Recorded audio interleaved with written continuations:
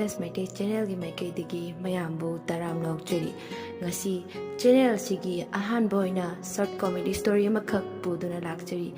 comedy story asibu ipirakpi NRSTM amadi wari asibu pathokchaba matamda soiki lankiba yarabasu mayamna ngakpigani hauzik wari asi haujerage NRSTM gi khuida YONGMAMBI kaithel nena tawrise mina mi chiliba poche yonfonga amata leite lairiba khuise hingbada wadari machinda murum sonduna memcha mayumda changlai mayum hegaubaga mangol dari da git ek famthai aduga imung lomda onsinduna machanupibu kaurami memchana icha thoi ima halai imung dagi machanupi dusu taraduna chenthori amurena ima halakpa kyam khirage aidi ima halakpa tahaudre memchana ima lakpada ngairi ado nangdi college chatkadaba natro amurena awima chatwini ai chakloi silokige ma memchana hoi ima sung hak potharaga hayengi pochei khara thirukige asi haina duna mama macha animak imungda changminaki memcha amadi amugi amata pokchaba machani amure makhogi imung lairare mapasu nauna kainiki adubu amure lairik laisu yamna hei jinglemi ingtapi magi kuchu asi asuki matik mui adubu murasu rasi yamna lei laikai misingna mabu yamna nushi amadi luna tawbi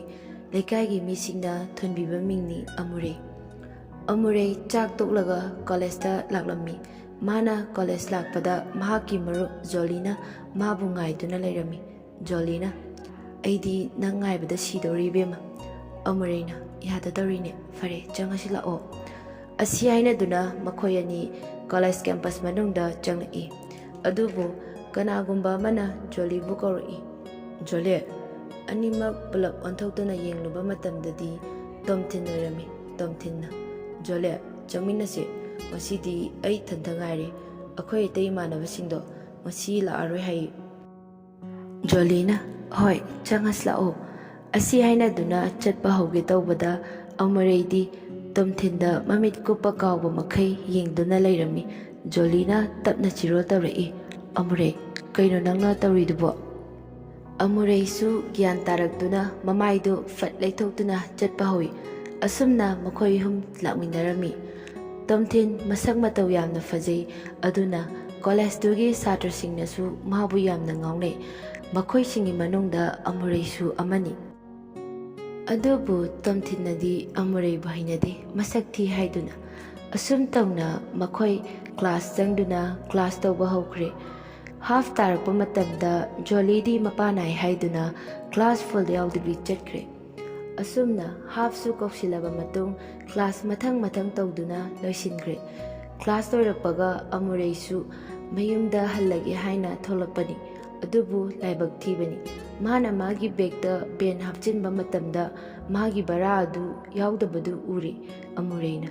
kaino aigi barati kadaida tahawrajana as aidi paisa su helakte kamai tawne joli su chatkre asumna gate mapanda mangduna lei tanjaduda tomthil su gari thawduna thawla ami ma amurei budi hainade nongmata onsinaraga wari sanade adubu amureina mangduna leibudu ubada nungaitraduna changla ami tomthinna kaidorage amure hoji fau chatrade amure yami kaina lali hari aido bara yauramdre tahawramale aiti paisa su helakte tomthin ai thilamage lao amure yaranida tomthinna lao thengabani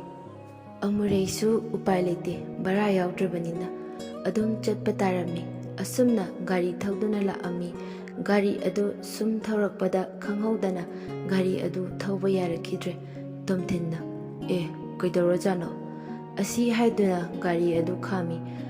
amure su kumtharai tanja adusu numidang wairam oibanina gari su amata chende amuregi yumyogdosu khara wali tomthin matha sarami phone chu pura hodre asum thingjilapadagi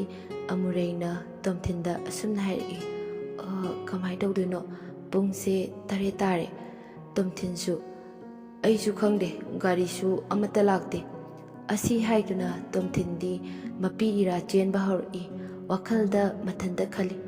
Gari amata di lakbiyuba Machi amureise Aidi ainade Asumna ngaihak leiraba tungda pung 8 makhai tarakpa aduwaida Tomthingi mamanaba ama gari thauduna laami Madu ubada Tomthinna chenchinduna gari adu khami Khaba yam ngakna Tomthinsu khaba oirambaduda harauna Bhai nang oiramba yam phare ahi nangi gari se amta waige Khabana hoi akhoi pulap jarkhrasi lao Tomthinna bhai ai mi amata hana thilukige Khaba kanano haise Tomthinna amure leiribaduda makut thili Khabasu kanano haiduna haifet jingthoklui adubu khamprek khangna oima yongni sidi Tomthinna tapna bhai amure ne Khabana as siramnida aidi kaidagi yong malure amure oire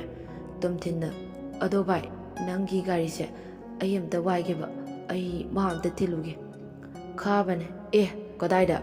Tomthinna mayumda kaino bhai nang ngaurba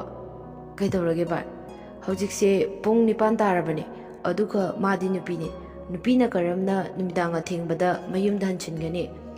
Tomthinna adudi kamai tawdeba Khaba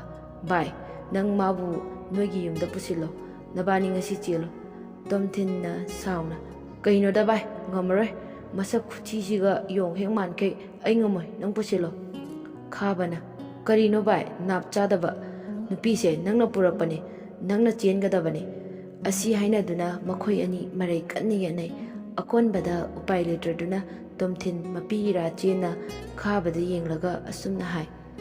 aina sakasu am phajari sidi asigi YONGMAMBI athibi je phangna boire